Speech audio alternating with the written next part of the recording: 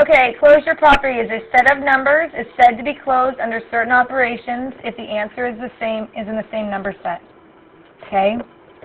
So, when we first started to learn about numbers, back when you were like 1, 2 years old, okay, what were the first numbers you guys learned?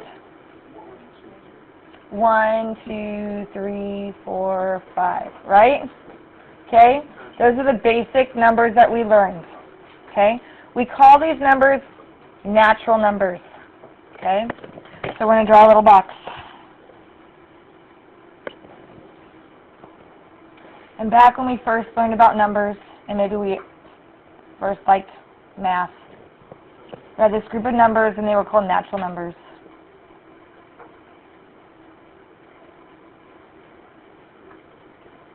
And they are 1, 2, 3, ... Okay? They're all the numbers that we count with. 0 is not included in these numbers because we never count 0, 1, 2, 3. We always counted when we were little. 1, 2, 3, 4. Okay? Now, that works really well. But we, as mathematicians, we like all things nice and pretty, all in a little package. Okay? We want everything to be closed under all operations. Okay? That means if I add a natural number and another natural number, I get a natural number. So is 1 plus 2, what is that, class? 3. Okay, is that a natural number? Is 3 a number that you counted with when you were a kid? Yes. Okay, so it's closed under addition because I can add numbers and they'll get there. Okay, what about 1 minus 1? What does that give me? 0. Is 0 a natural number? I already told you it's not. Okay? So that's where then we had to decide, oh, now we need another number system, okay, to count with. So when we got a little older, then we learned about 0. And that 0 was a number 2. So our number system got a little bit bigger. Okay? And this is what we call whole numbers.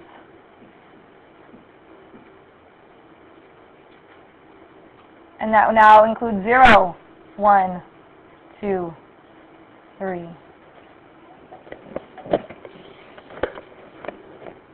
Okay, now we're really cool because now we have whole and natural, and now we have to make sure they're closed because we want, as mathematicians, we want it all to be closed and all work out well. Okay? So if I do, let's say, 0 plus 2. What do I get? 2. Okay? Is 2 a whole number? Yeah, so it works under addition, so it's closed under addition. Okay, but what about 0 minus 2? What's 0 minus 2? Negative 2. Is negative 2 part of my whole numbers? No. So then when we got a little bit older and we're in school now, I don't know what grades you guys learned this, but when did you start talking about negative numbers? Like 5th or 6th grade, you think? Okay. We introduced this whole new world, okay, of negative numbers now. Anyone know what negative and positive numbers are called? Oh, good. Who said it? Good job. Integers. Okay, so since whole numbers are not closed under subtraction because I can subtract them and get a negative number, we need another number system. Okay? So now we're going to get our number system to be a little bit bigger.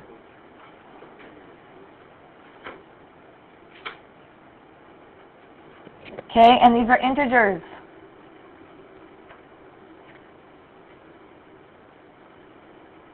Okay?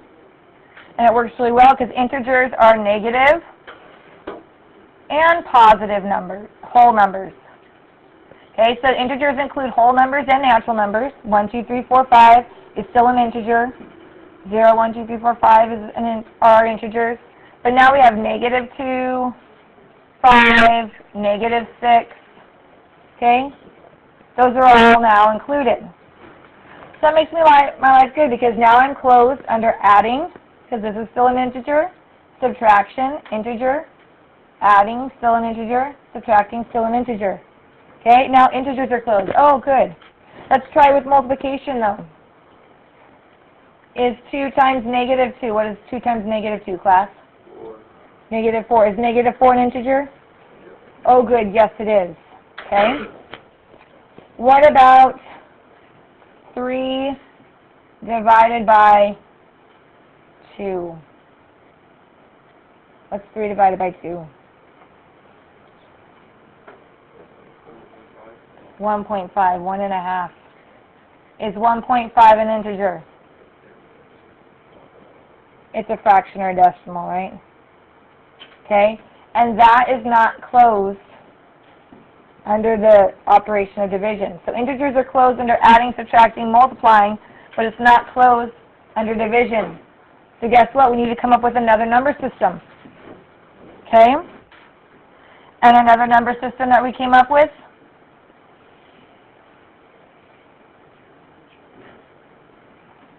is called rational numbers.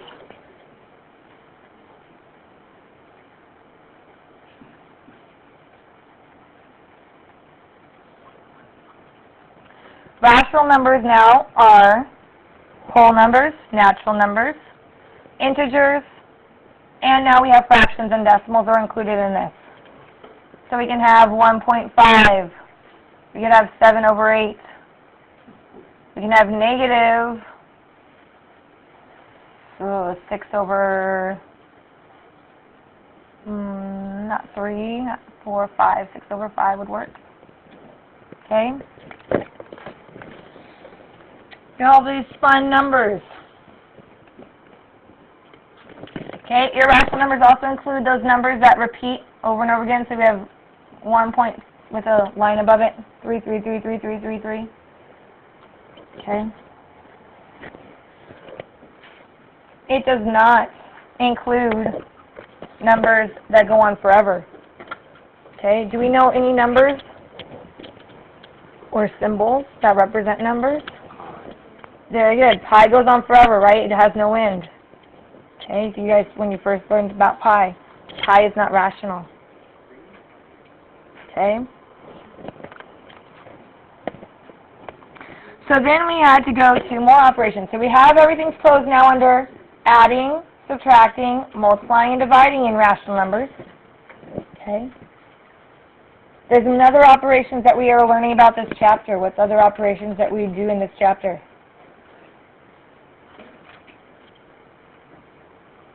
We square things, right? So what about 2 squared? What's 2 squared, class? 4. Is 4 rational? Does it fit in one of these numbers? Right? It's a whole number, so it is rational. Okay, what's another operation we've learned this chapter? Square root. Square rooting. Okay? So let's talk about that. Is the square root of 4 a rational number? What's the square root of 4? 2. 2. Is 2 a rational number? Yep. It's a whole number and a natural number and an integer. It's a rational number, okay? But then we get to the square root of 5. If you have a calculator on you, take your calculator out.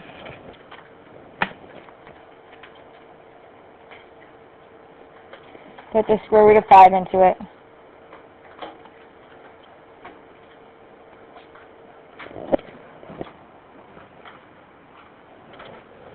Okay, and my calculator says that the square root of 5 is 2.2360679 and dot, dot, dot. It keeps going. Okay? It does not end because it ends on your calculator. Your calculator just cannot show all of the numbers. So this keeps going. Now, is that what we call rational? No. That's a whole other number set. Okay? It's going to go right next to it. It does not include rational, integer, whole, or natural numbers. It's its own thing. Oopsie. It goes right here. This is irrational numbers.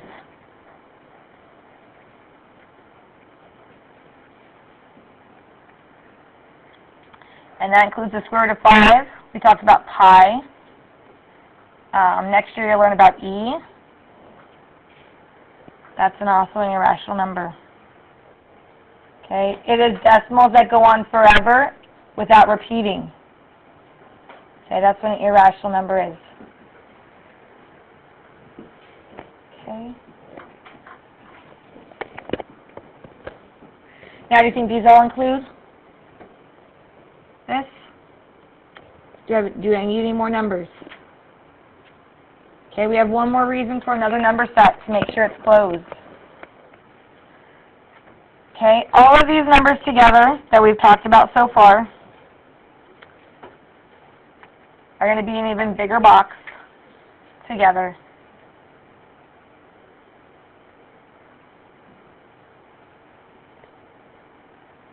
And this is what we call real numbers. These are all real numbers. Okay? These are all the numbers that you have ever learned about in your wonderful math career. Okay? I can plug it into my calculator. It gives me a number out when I plug in an operation with it. It's a real number. But now we're talking about square roots in this chapter. And I can put in the square root of 5 into my calculator and get a number. Okay?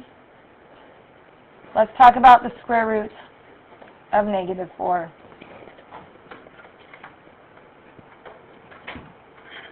Remember, square roots are an area. I'm giving you the area and I'm wanting you to find the length of the sides, but it needs to be a perfect square. Okay? So what number times itself gives me -4? But that's not the same number, right? -2 and +2 are different. It doesn't work, right? Because -2 times -2 would not give me a -4. So it's not -2 and -2. And I can't have one negative and one positive because that's not the definition of squaring something. A number times its opposite. No, it's a number times itself. So there are no real numbers that when I multiply them by themselves, I will get -4. So we've had this whole new world going to open up to you guys. And that's our new number system. Because we want it all to be closed, I want to be able to do every operation. Oh.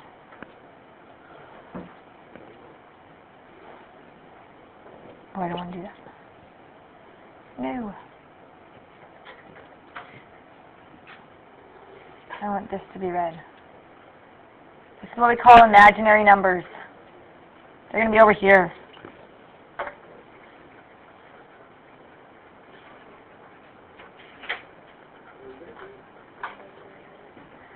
Imaginary numbers.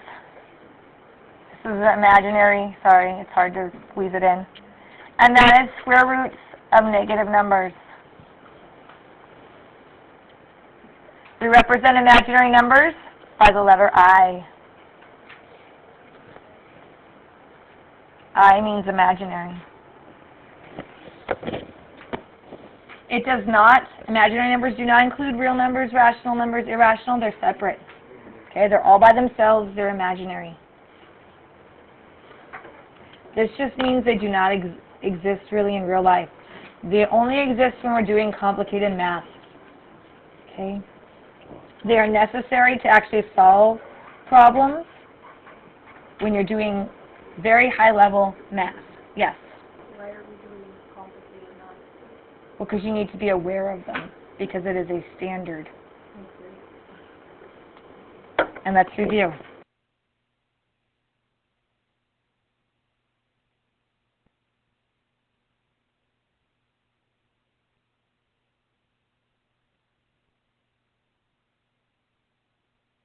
Okay. So, let's learn about imaginary numbers.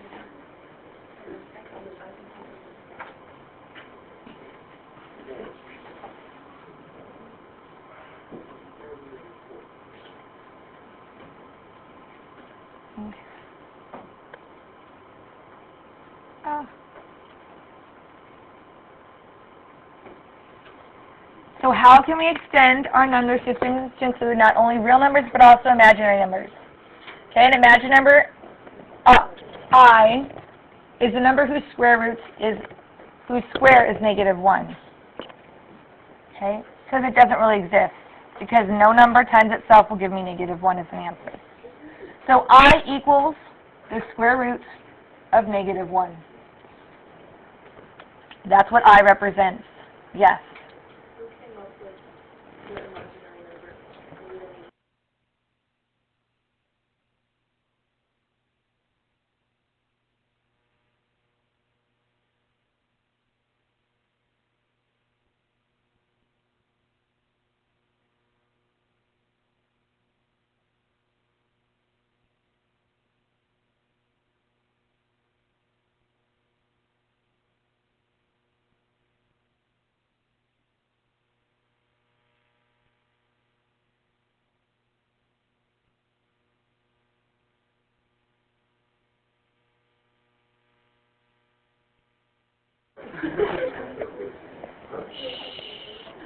Okay, quiet down, please. So then I squared means it's the negative square root of 1 squared. Okay? Remember when you square something and it has a radical, it just comes outside? So I squared equals -1.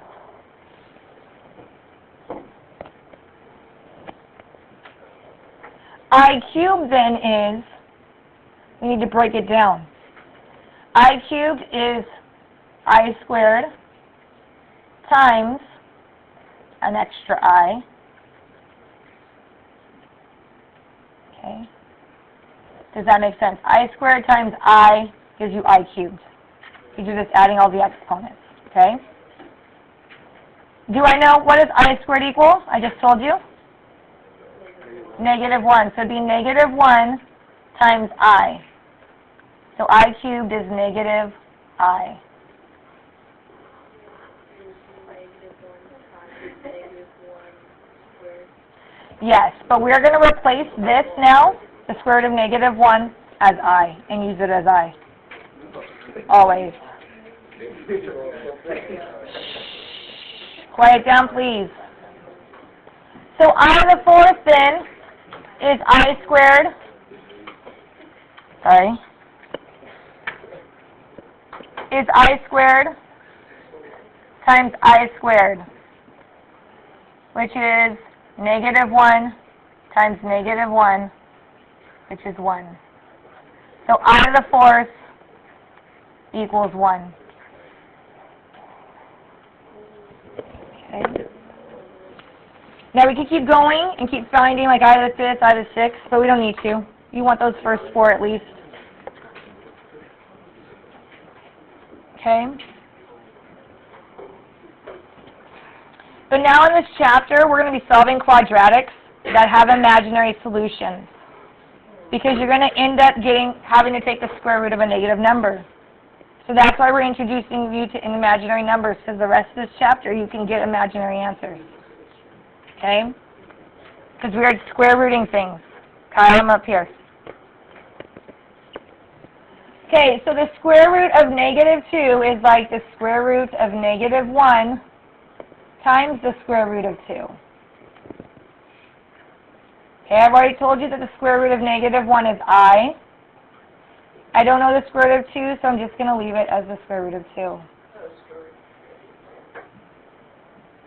Yes, I broke it down into the negative part and the positive part. -1 times 2 is -2, correct? Okay.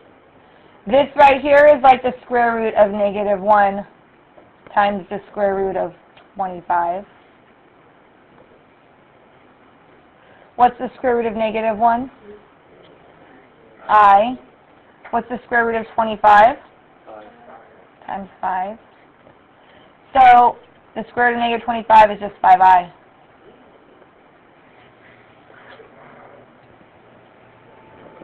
Yes. If there's no square root to -1, how does that even apply to the 25? Because you technically can't do that. Which is why we had to come up with imaginary numbers, because we do need solutions.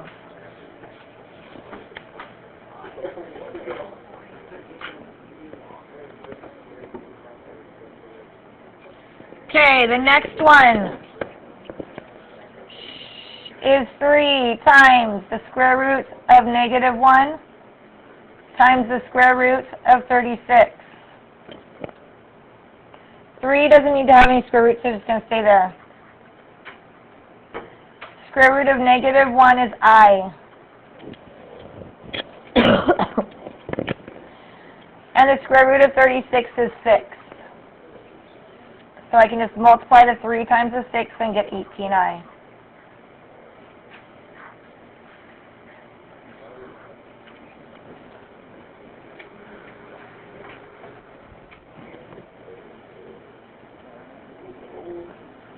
Okay, the next one is -1 times the square root of -1. This is a -1 on the outside. That's where I get the -1 from. This negative goes here, and then times the square root of 72. 72 we're going to factor. We'll multiply to 72.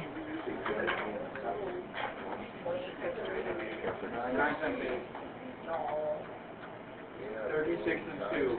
36 and 2. 9 times 8, however you did it.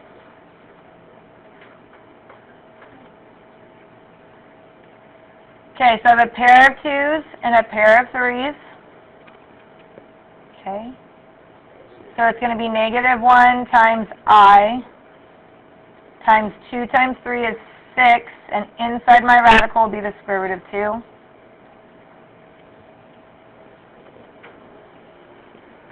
Remember, pairs are on the outside because it's the length times the width.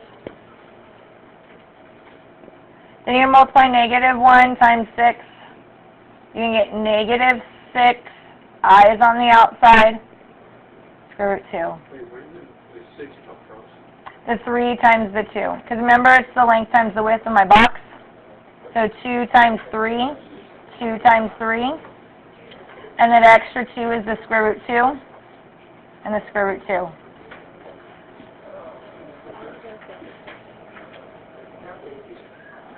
Yes. So this is my answer. You guys will totally get this. Don't worry about it. You guys are doing good. It's the first time you've seen it.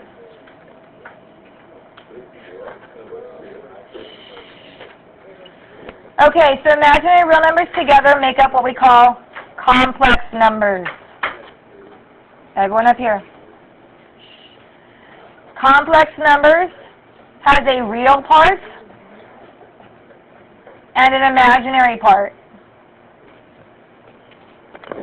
Okay, the real number is always written in the front.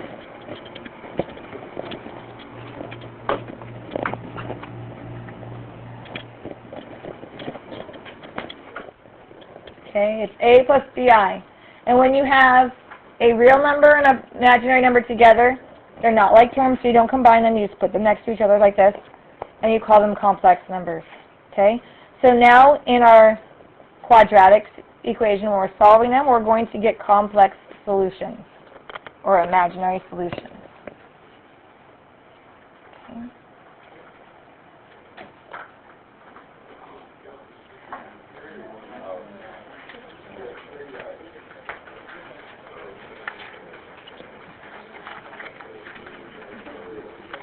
Okay, we're going to simplify our complex solutions.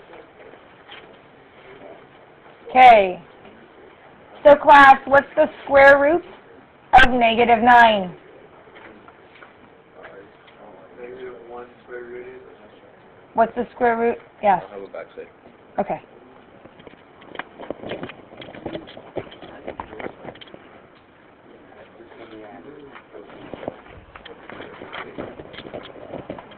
Okay, the square root of -9 is 3i.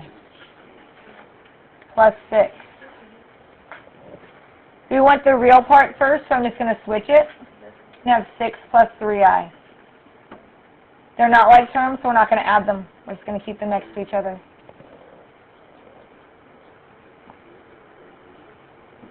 Yes?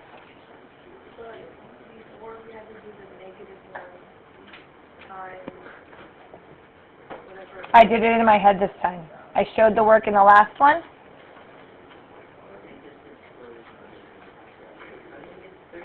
Okay, because I knew the square root of 25 was 5, but I also knew it would be imaginary because it has a negative.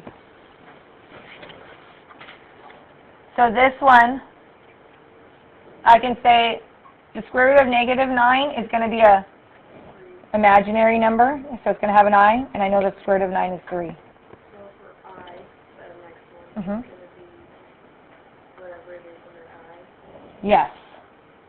Okay, so you're going to factor this and get 4 times 2,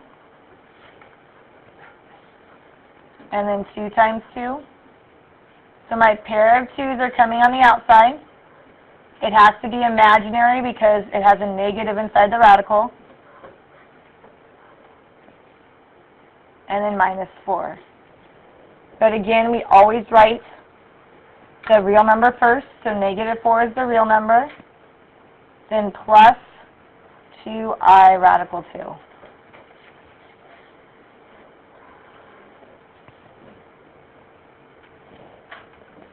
Okay, do the next one.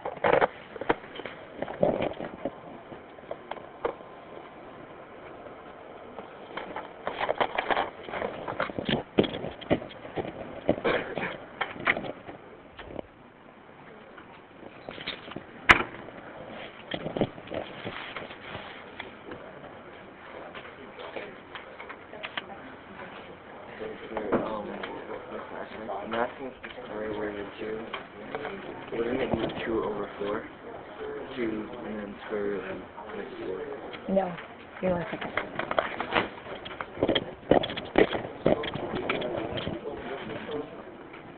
Okay, so we should have gotten 4 plus the square root of negative 1 is our imaginary number.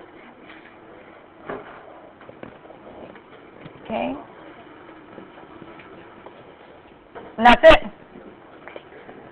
Now we're going to add and subtract them. Okay? You're just going to treat it like a normal variable.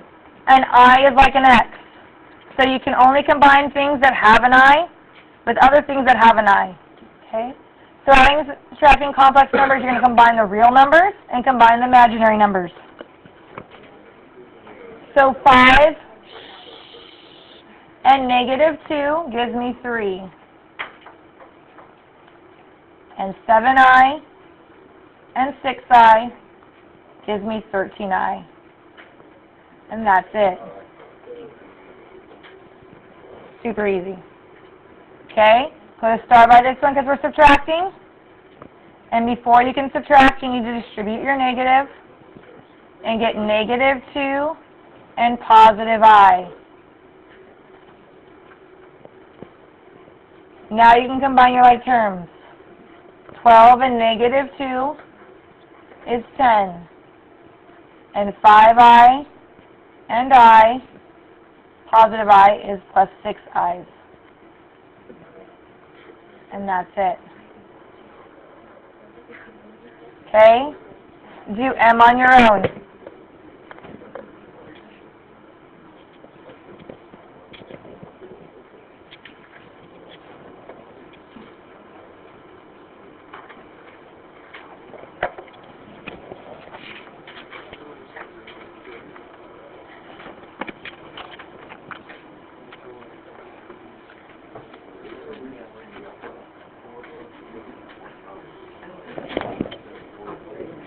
Sebastian, what did you get for your answer? For M.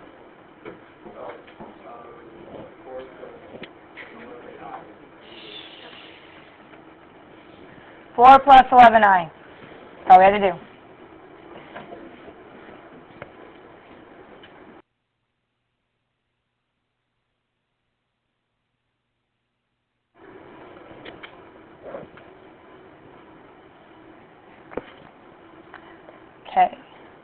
Now multiplying is going to be a little bit more complicated.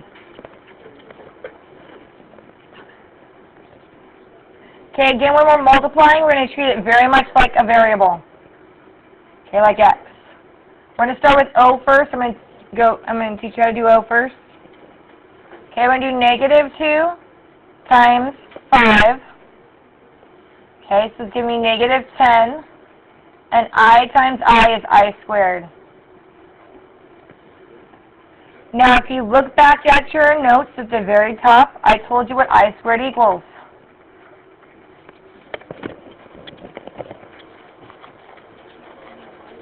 Nico, what does I squared equal? Negative 1. So now we need to replace the I squared with negative 1 and do negative 10 times negative 1. We're going to substitute a negative 1 for I squared. Negative 10 times negative 1 is a positive 10. Okay. You cannot leave I squared in your answer. It'll be wrong. Thank you.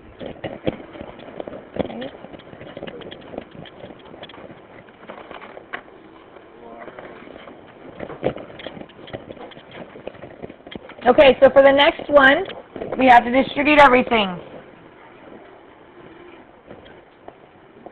We're going to do 8 times 2 and get 16. Do 8 times 7, I, and get 56I. Then we're going to do I times 2 and get plus 2I. And then do I times 7I and get 7I squared. Okay, we're going to combine our like terms that are in the middle, just like we would with a regular binomial times a binomial. We would get 16 plus 58I and plus 7I squared. However, I squared equals negative 1, so I need to replace that.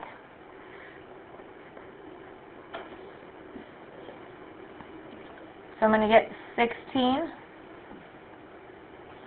plus 58I plus 7 times negative 1.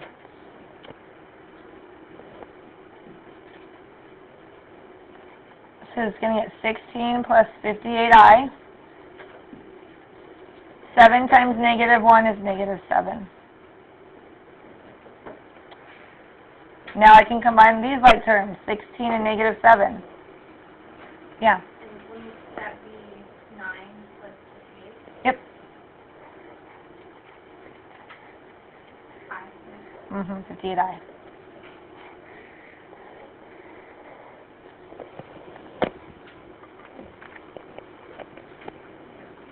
And that's your answer. Any questions over that? Okay, let's do the next one.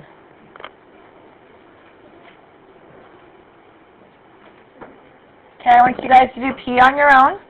Just make sure when you're squaring it that you write it out twice. And then distribute it all through.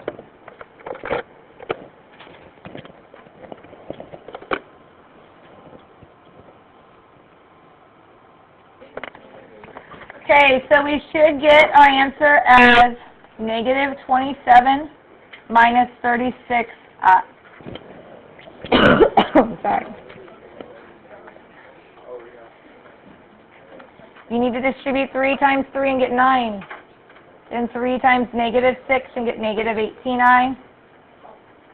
Then negative 6 times 3 is again negative 18I. Then negative 6 and negative 6 is a positive 36I squared. Okay? Any questions over that?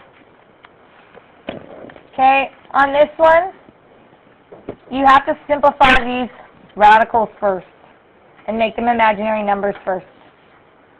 So this should be 3 plus, what's the square root of 4, class? 2, and because it's a negative, it needs an imaginary number. There's a negative inside that radical, so it has to have an imaginary number. Okay? Again, there's a negative inside that radical, so the square root of 9 should be 3, and it needs to have an imaginary number. Once you do that, then you distribute this all through. 3 times 3 is 15. 3 times negative 3 is negative 9i. Then 2 times 5 is positive 10i. And 2 times negative 3 is negative 6i squared. We're going to combine our like terms that are in the middle. We're going to get 15, negative 9 and positive 10. They're opposite signs from subtract. And get a positive I. And then minus 6i squared. I squared equals negative 1, so I'm going to substitute that in right here. I'm going to get 15 plus I minus 6 times my negative 1.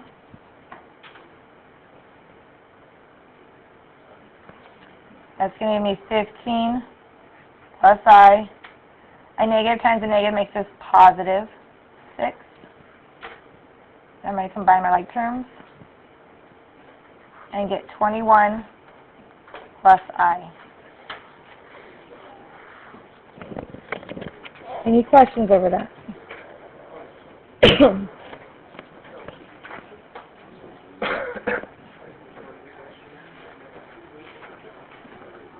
Okay, we're going to skip those and move on to these.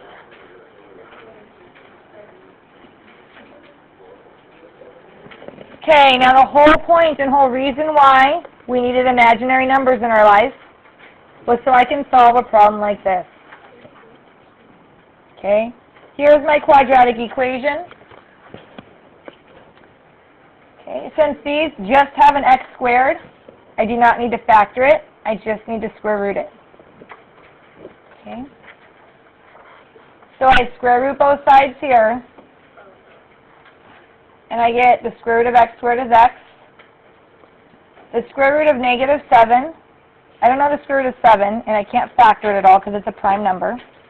So I just know that the answer is going to be imaginary. So it's the imaginary square root 7. And it could also be a negative imaginary square root 7.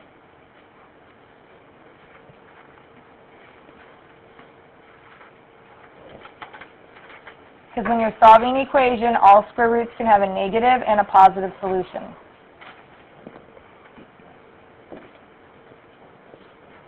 Again, this one just has the x squared. It doesn't have an x, so I'm not going to try and factor it. I'm just going to try and square root it. I'm going to subtract 50 from both sides. I'm going to get 2x squared equals negative 50. I divide everything by 2. 2 divided by 2 becomes 1, and I get x squared equals negative 25.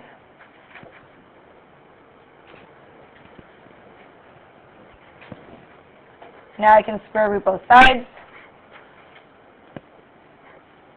and I get x equals, what's the square root of negative 25? Yes, Sarah? that thing. It doesn't need the radical, because I know what the square root of 25 is, right? What's the square root of 25? Negative 25. Yes, what's the square root of 25, though? 5. 5. Because it's negative inside, I need to have the imaginary. Yeah. I don't need the radical, though. So I could put 5i. Okay. Because this 7 didn't have a perfect square, it wasn't, so that's why I kept it inside the radical. Okay. But since 25 is a perfect square, I can pull it outside. And then also I need the negative 5i.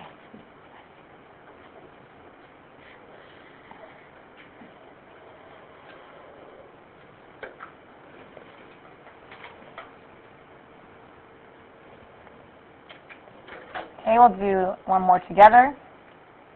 Okay, again, it only has an x squared. It doesn't have an x squared and an x, so I'm not going to try and factor this. I'm going to add 360 to both sides. I'm going to get negative 5 x squared equals 360. Then I have to divide by negative 5. Divide by negative 5. And I get x squared equals 5 can go into 35 7 times with 1 left over. 5 can go into 10 2 times.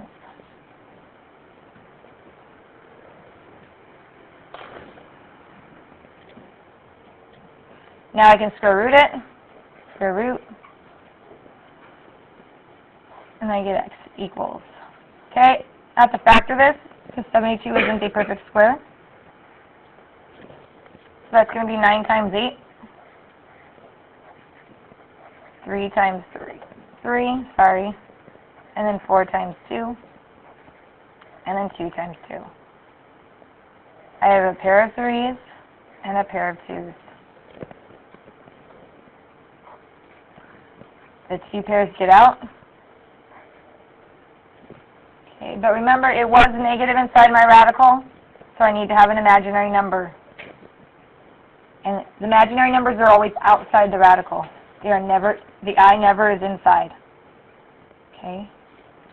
Inside is left with this 2, because it doesn't have 1 for each side of my square, so it stays inside the radical. But then I also could have negative 6i radical 2, because there's going to be a negative and a positive answer. Any questions over that?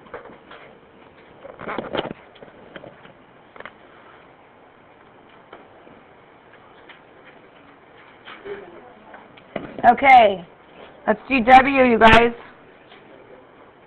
You're going to set it equal to 0.